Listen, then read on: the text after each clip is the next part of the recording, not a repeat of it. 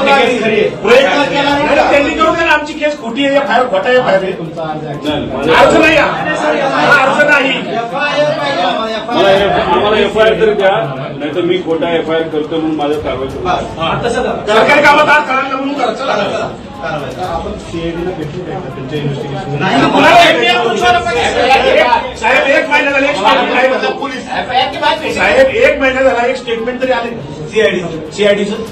बरं आम्हाला सांगा, सीआयडी तुम्हाला माहित नसेल कोणाला बोलवलं सीआयडी नाही.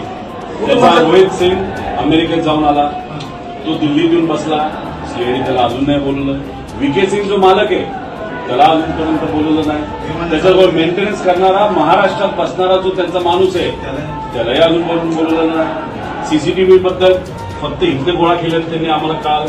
त्यानंतर तिथं जे 2 येणार होते कॅप्टन